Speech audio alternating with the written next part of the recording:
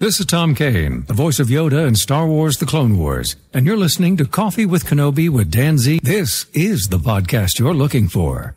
Enter. Barriss, I need to talk to you. Master Skywalker, how can I help you?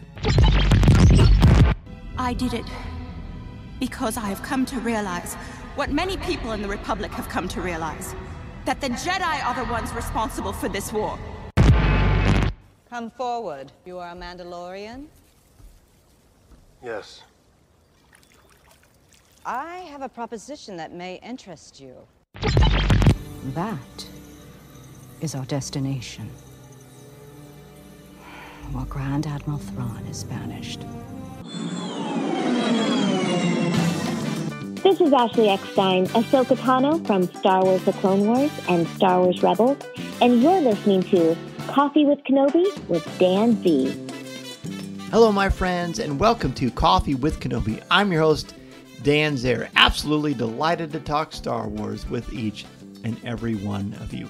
On a special show today, I was a part of the Star Wars Tales of the Empire virtual press junket, and I got the chance to speak with Meredith Salenger, who is the voice of Barriss Offee, and Diana Lee Inosanto, who is Morgan Elsbeth. This is a pretty spoiler-free conversation of the 6 episodes of Star Wars Tales of the Empire, so I hope you enjoy them, and you will most likely recognize some of the other voices which are very familiar to all of you who are fans of the world of Star Wars, podcasting, YouTube, and all other great fan content. So pull up a chair, grab your favorite coffee mug, and let's have some coffee with Kenobi. So we are going to start the day off with George Bate from Star Wars Holocron. And we have George and Josh. Yeah. Hi, Meredith. Hi, George and Josh. How are you? Good. How are you? Good, thank you. Yeah, thank you for being able to speak with us. We really appreciate it. We wanted to ask, it's been over a decade since you played this character in the Clone Wars. What was the most difficult part of returning to the character, and what did you find to be most rewarding about revisiting her? Well, the most rewarding thing about revisiting Barriss Offee was just being back in the booth with Dave Filoni. He's so creative. He's so interesting. He always has such incredible character arcs. There really wasn't much difficult to come back to because I feel like Barriss has been in the minds of me, of course, because I love her, but the fans since the Clone Wars ended. Everyone is always asking about her. My friends' kids are watching the show right now, so it doesn't feel like there's any separation. It doesn't feel like it's been a long time. And we can see that Ahsoka, her character has gone on to have a whole other show. I think these characters have made such an impact that they're still here, and Barriss is still very deep in me, and I love her, and it was just a joy to be back. All right, coming up next for our next question, this is James Burns from Jedi News. Hi, James. Hi, Meredith. Thanks very much for taking the time to talk to us. Oh, look, you have an English accent, just like Barriss. Funny that. Funny that. How was it? How did you hear from Dave, or how did you hear that you were coming back? I've kept in touch with Dave. We've become friends, and every now and then, we see each other a lot, and we talk about Barriss, we talk about the show, but nothing has ever been official. He keeps everything under wraps. So when I got an email that said they want to have you back for Barriss, I was just like, yes. It was just the greatest because I love her, and I love playing her, and it was fantastic. It was just the best moment. Brilliant. We're delighted to have you back. Thank you. Next up, we have Alex Damon from Star Wars Explained. Hi, Meredith. Thank you. Like you said, Star Wars fans have been obsessed with Barriss Offee for over a decade. What happened to her? And you say that she hasn't ever really left your mind. So over a decade in between the Clone Wars and now, did you ever develop your own headcanon for what Barriss was up to or what happened to her until Dave finally filled you in? Well, listen, I've been listening to fans say, how could you turn on Ahsoka? How could you do this? And I think I've always felt like Barriss just had this incredible moral compass and did what she felt was right for the Jedi Order. I feel like she, so for me, I have my own opinions on why she did what she did back in the Clone Wars. And I love where Dave Filoni has taken her character. The arc during Tales of the Empire is astonishing. I don't think we know what she's been thinking while she's been in jail this whole time. And I think the things that she's presented with are about to show her depth of character that she's developed while in prison. Next up, from Sky Talkers podcast, we have both Charlotte and Caitlin, and I believe one of them has a question for you. Yes. Hi, I'm Charlotte. Hi, Meredith. Thanks so much for talking with us today. I was wondering, what do you think makes Barriss such a compelling character that fans are so obsessed with? I think what makes Barriss so compelling is that she really starts with such a desire to do what's right. I think she really believes deeply in the old Jedi text. I think she really appreciated her training under Luminara Unduli, who taught her how to be the best Jedi. And I think after her time hanging out with Ahsoka and Anakin, who are more free thinkers, not everything was done by the book, I think she's compelling because she starts to listen to her own moral compass as she's going through things. And she starts to have different opinions. I think she might have been influenced by Palpatine's propaganda that he put on the Jedi, about the Jedi rather. And I think her faith in the Jedi starts to waver a little bit. She's compelling because she has a moral dilemma and she thinks she's doing the right thing. And perhaps the way she went about it wasn't the right way, but she was very strong in her convictions. And I think in Tales of the Empire, you see her struggle with what to do with the options that are presented to her.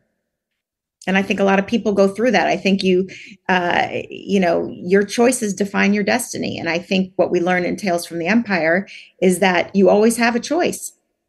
You always have a choice to whatever path you're going to go down. And it's a good message. On deck here, we have Fantha Tracks. This is Mark. Hiya.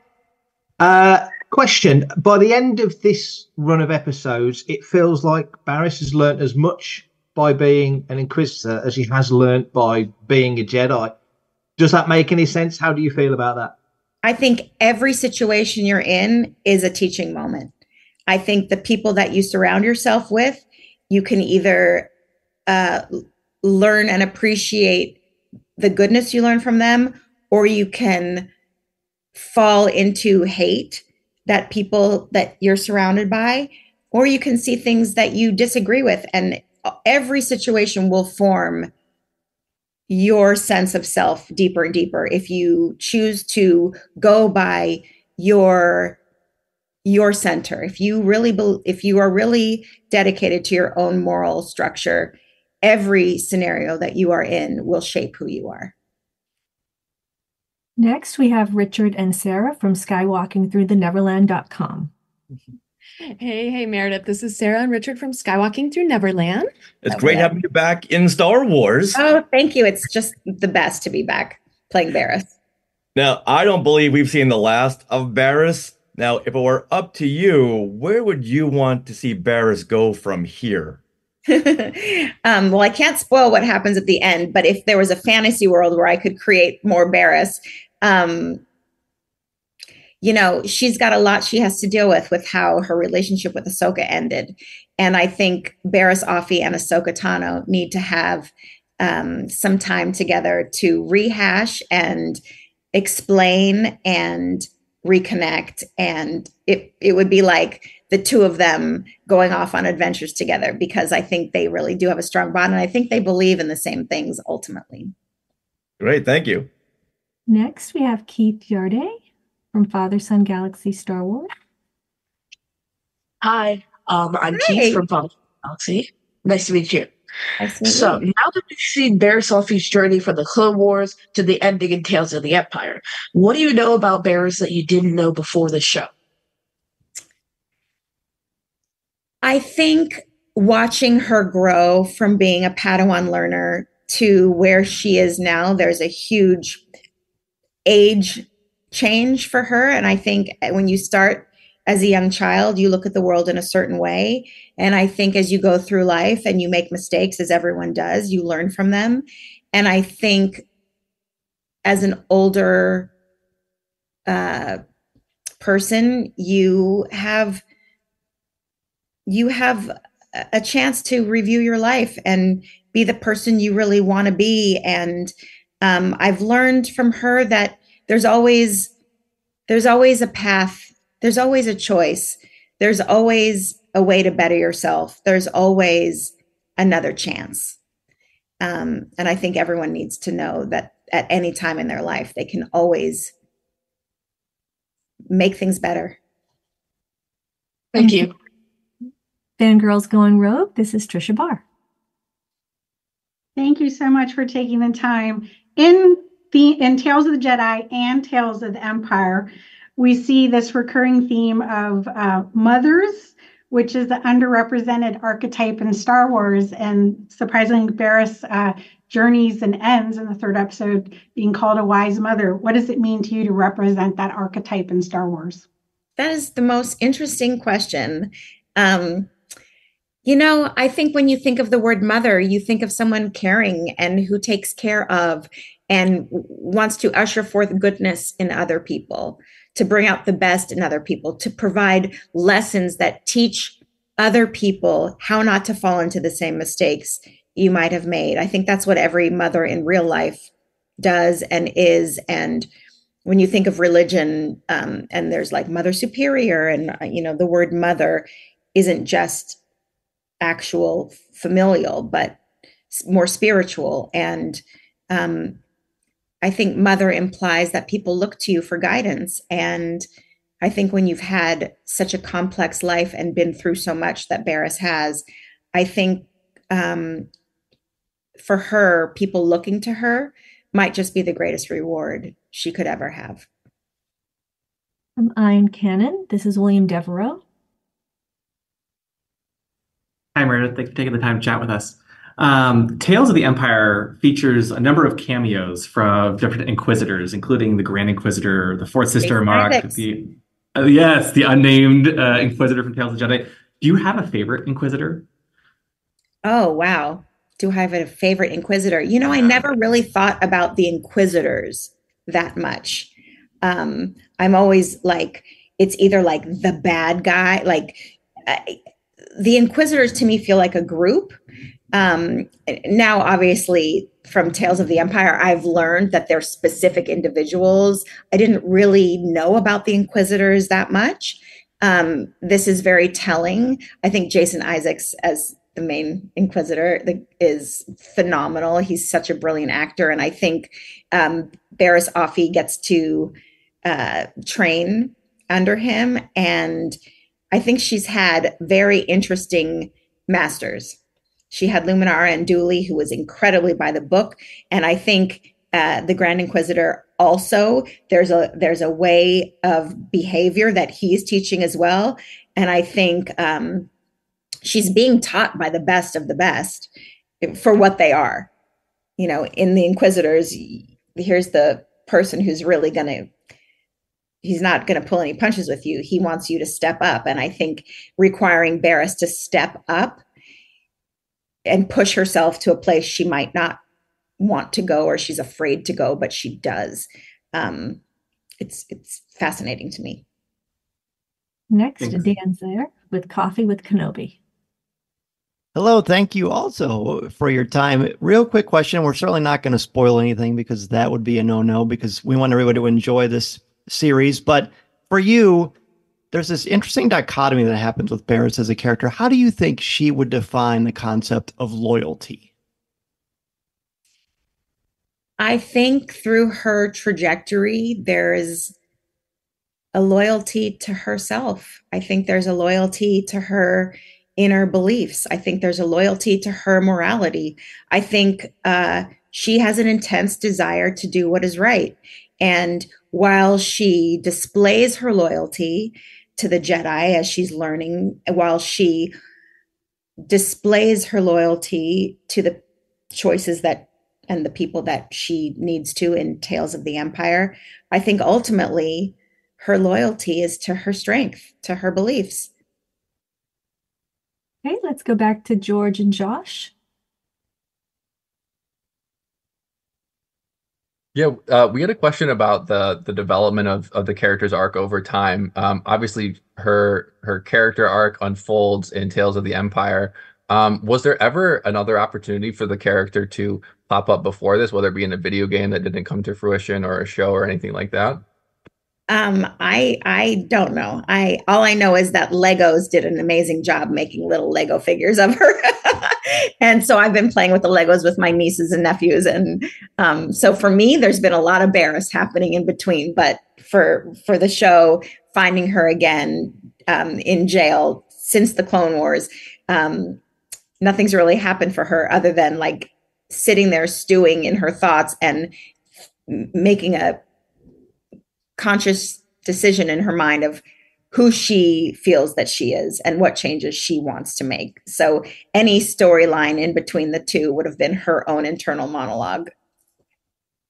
James Burns?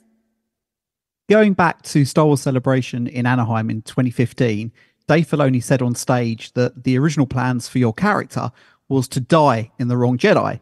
But Dave decided that he had plans for your character and cut the scene. So I just wondered whether you'd ever talked to Dave about that and whether that had ever come up before. And did you ever talk to Dave about the possibilities and where your character could potentially go? I do believe I remember when that happened, and I was very excited. And I've spoken with Dave because we're dear friends, but he holds his cards very close to the chest. And I think his imagination is always working. I think he has he has an entire universe of people that he is weaving a fabric of every character together, because one character's actions 100% affect another character's actions. And so I think he has this grand vision. And as he's shifting his imagination for all of it, the characters might shift, and what he thought he might want to do back then shifts as he develops another character. So I know he had something in mind, but no, he never shared with me what that would be. And of course, I'm always like, please tell me what's going to happen to Barriss. I mean, I love Barriss. And so the more I can play her and inhabit her character is a joy for me. Brilliant. Okay, and for our last question, Alex Damon, please. If Barriss, at the end of her journey in her shorts in Tales of the Empire, could go back and give Barriss the Padawan some advice while she was struggling during the Clone Wars, what do you think she would say? I think I think there would have been some whisperings about how to go about handling situations in a more diplomatic way, as opposed to a violent way, which is interesting because I think that's all Barriss ever wanted. When she was upset with the Jedi Order, it was because they were moving to a more military style way of handling conflict and dismantling their peacekeeping notions. And I think for her, she wanted to make that happen, but she fell into the thing she didn't want to be. So I think whisperings of, an adult to a child, like, make better choices. Make better choices. This is Vanessa Marshall, and you're listening to Coffee with Kenobi.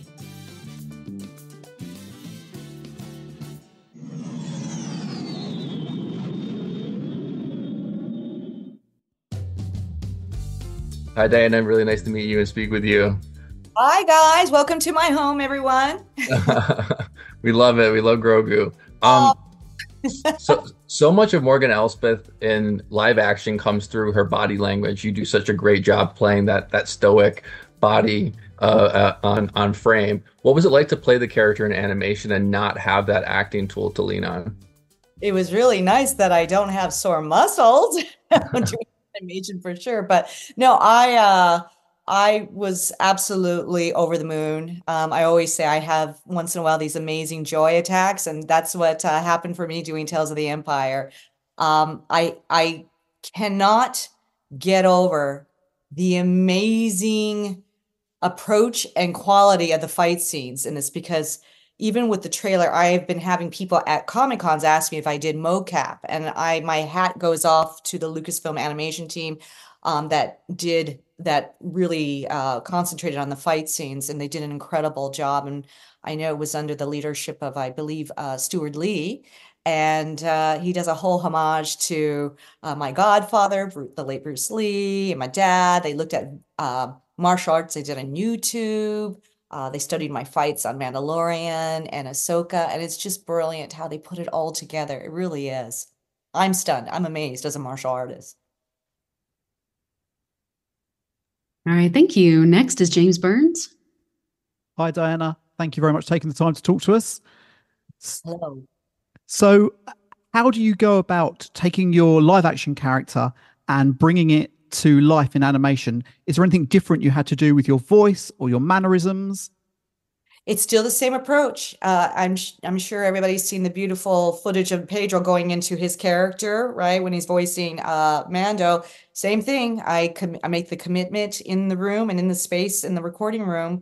And I do the same breathing. I will jump in place. I will literally grab a pin and make it all of a sudden my sword. Just anything that will give me that space and that place of being in the moment as Morgan Elsbeth. So kudos to my theater teachers for teaching me that technique, because it really did help me in the recording room with Dave. And then, of course, Dave's there to give me notes and to explore different choices and ways and approach to saying the line. And I love the finished product here. I think people are going to enjoy Tales of the Empire. Thank you. Thank you. Thank you. Alex, you are next. Hi, this is Alex from Star Wars Explained. Tales of the Empire, gives us significant details of Morgan Elsbeth's backstory. I'm curious if you were told any of those details so that you could use it in your live action performance in Ahsoka. It was spoon-fed to me, Alex. It was spoon-fed to me, but the good thing is Dave was so specific and so strategic. I did my own homework as well. You know, I watched the Clone Wars and Rebels, but I also read Timothy Zahn's books. I felt that most likely that Morgan would have a certain common ground with the people that Thrawn chose to be in his inner circle as well.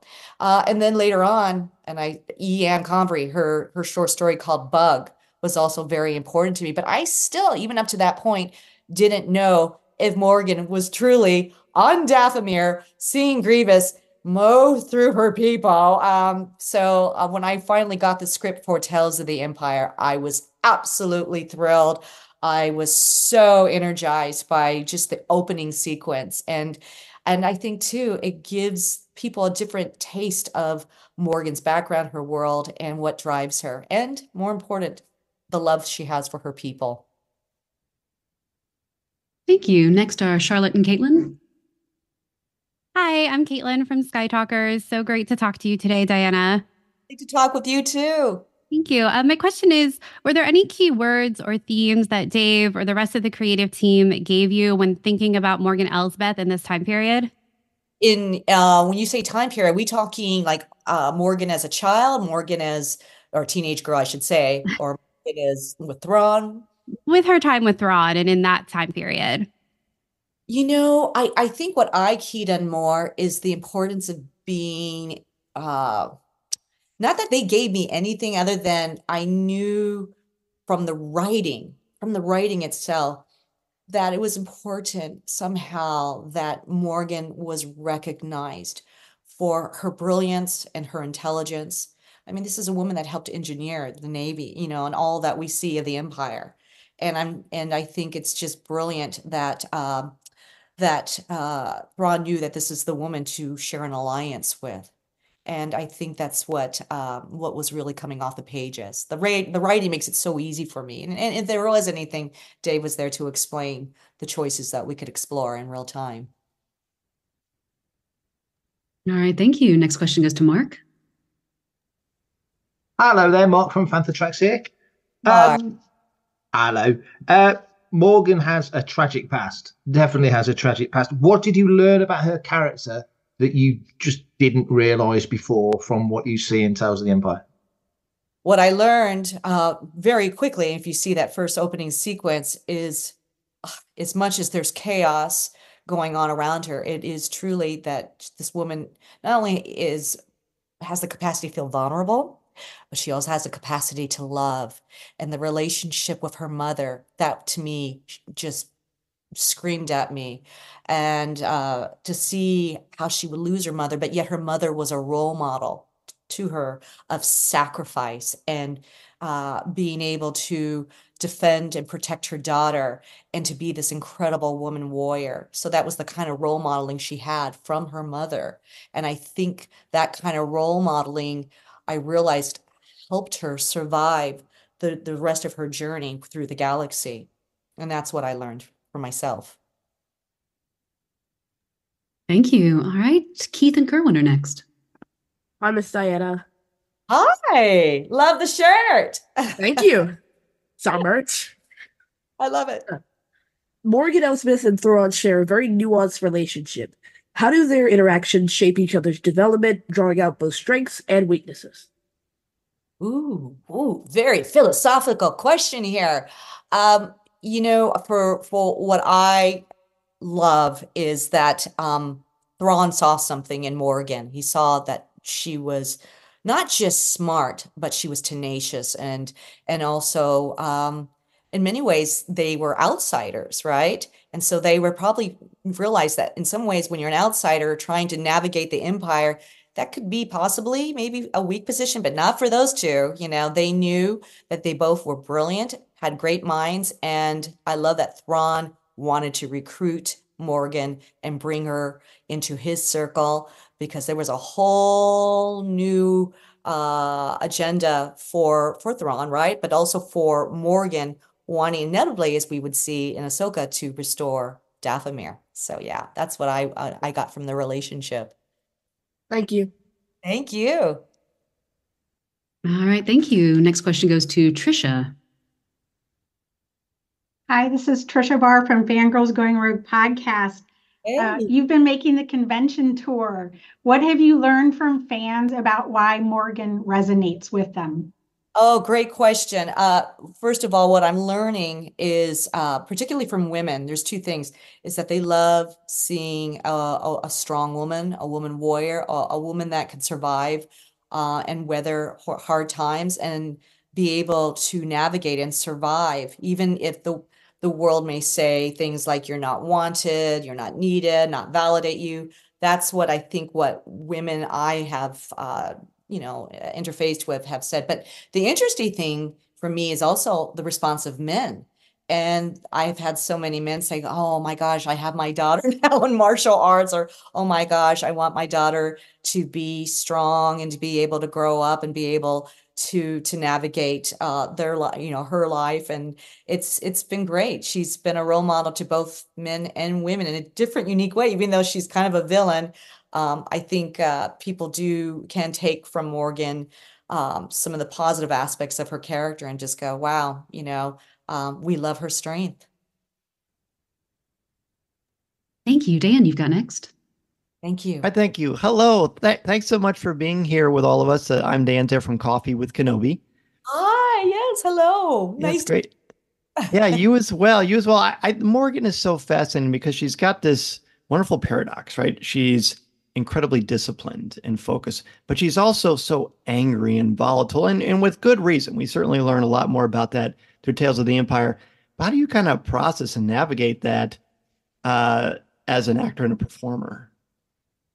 It's interesting because I would have these talks with Dave because, even though technically she's classified as the villain in Mandalorian and Ahsoka, what I'm really relieved is that when you watch Tales of the Empire, and for me, this is what I see, is nobody ever sees themselves as a villain, right?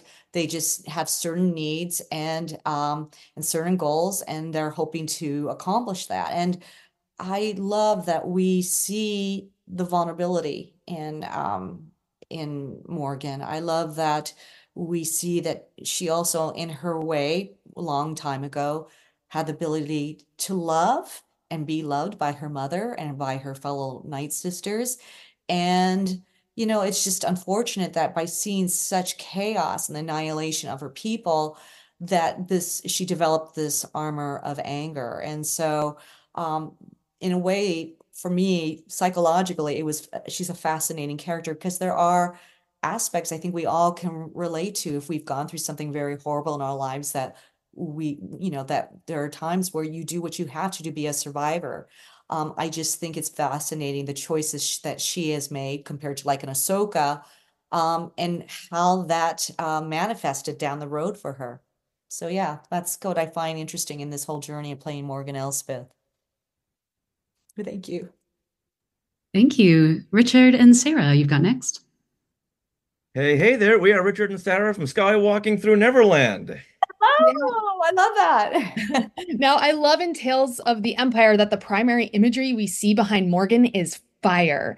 And I wanted to know, did Dave Filoni show you any kind of concept art with fire? And what do you think this says about her character, that fire? Ooh, yeah. I noticed that too. And no, I don't, trying to think. No, I don't think I did see any concept art. I saw some earlier concepts of how Morgan would look like, and I go, oh wow, they had they did a great job of really capturing, my character. But the fire I love on a symbolic level, to really symbolize her rage and her path of vengeance, and really the kind of pain she would went through. And that fire is something that's echoed throughout, from starting from Dathomir to all the way to, the moments, because it's concurrent with right before what happens on in Mandalorian. And I just thought brilliant, just brilliant to the whole animation team. Yeah. Thank you. Thank you. All right, thanks. George, back to you. We know that you can't speak too much about it. So we're not trying to get any spoilers here, but we were just wondering, do you think this is trouble here, huh? do you think that this is the last time that we've seen your character, or in live action or in animation, or both? In both. Do I think? I don't know. But I hope to those Star Wars gods it's not. I hope that that we get to explore her some more. I mean, I still have questions, I have questions if, how did she get her Beskar spear? That wasn't explained. I have questions like, did she do simple things like ride Rancors and Dathomir? Did she know Darth Maul? Did she, see Asajj Ventress and go, wow, I want to grow up and be like her? I mean, I got all kinds of questions, but yeah, I hope it's not. I hope that there's more of Morgan Elsbeth to come, but who knows, We'll see what the threads of fate decide. All right, thank you, James. Back to you. I just wanted to take you back to Ahsoka, because one of the most gratifying things for all of us fans was seeing the camaraderie between all of the cast and the crew after the show came out, because obviously we had the writer's strikes and we had COVID and we had all those things. So we all wanted more, but we weren't getting it. And the minute the show had aired and the writer's strike and the actor strike had finished, we got these amazing images of all of you from behind the scenes. And it was so gratifying to see. And I just wanted you to talk about the camaraderie with all of your other Ahsoka castmates. Oh, I love this question. I use this term because my grandmother is from Hawaii. She's Filipino Hawaiian. And there's that saying called ohana, meaning family. But it also means you can include people that are not necessarily related to you by blood, but they are like family. And I always use the term Star Wars ohana. When I see Ivana, our texter, I'm like, oh, hey, ohana. I loved being with Ray when he was alive. I mean, we formed a very tight family unit, and not just cast members, with our crew members too. And I feel so privileged and so lucky to be part of that experience because, I've heard and I've seen of some sets where it could be kind of dysfunctional or toxic, but I tell you, for me, the Lucasfilm family is incredible. To me, they are ohana. and we all support each other. We love each other. We're rooting for each other. And I'm just thrilled that I get to be a part of this experience and journey with everyone. And so I love that question so much because, I especially think about Ray. I think about Shauna Tropic, who we loved, who was our beautiful wardrobe designer. And I know on Mandalorian we have Carl Weathers that we lost, but so when we lose these people, it really feels deeply. And but it's still I don't know, I look to the stars and I'll think of them, and it's a great experience. And I'm not just saying that to say that. It really is a beautiful experience. And I hope that all people can just experience just a little what I have felt. And the fans too. The fans have been incredible. And I think they know how much I love Star Wars. I always have since I was a little girl. Brilliant. Thank you. Thank you. Thank you. All right, Alex, you've got last. I don't want to follow that great question. But Yeah. but I will. I'll try. I love so much that you brought up the Star Wars books, and I love that you read some of them to prepare to play Morgan. I've been thinking about that short story Bug since it came out, so I'm curious, what did you find most helpful or fun to learn about while you read those stories? It helped me, because I wasn't quite sure the background. So for me, it helped fill in the dots where I felt it could help contribute to making my character more realistic and believable. I mean, I love how Timothy Zahn writes Thrawn and all the characters within a circle. So I certainly felt Thrawn would also seek the same kind of relationship with Morgan, that she was brilliant, she was ahead of her times, and strong, and that he could counter, and her loyalty. That's the other thing too. Boy, is she loyal to Thrawn.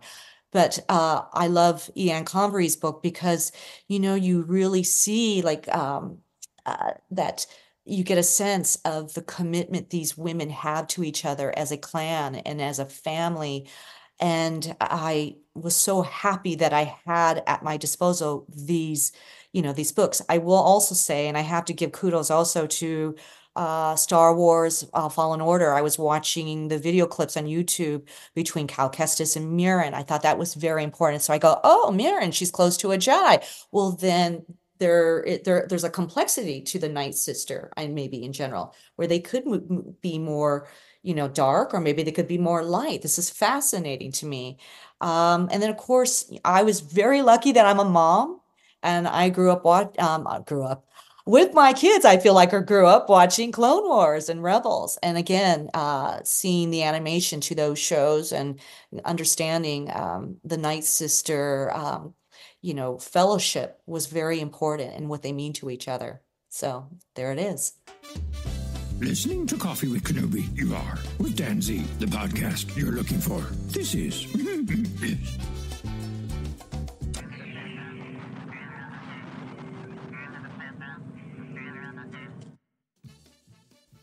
Thank you, everyone, for joining me on this bonus episode when we get to talk to Meredith and Diana. What amazing people with such passion and insights. Another reason to just absolutely love the Star Wars family and the incredible talent that they continue to invite to this wonderful party that we get to sit at the table for. I love it, and I love talking with each and every one of you.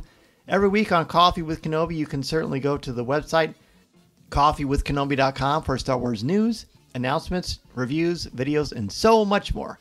The official travel partner of Coffee with Kenobi is, of course, MEI and Mouse Fan Travel. Go to coffeewithkenobi.com/mousefan travel for a no-cost, no obligation quote for your Disney vacation, or even more exciting, at least for me, and I am biased because I want to travel with you.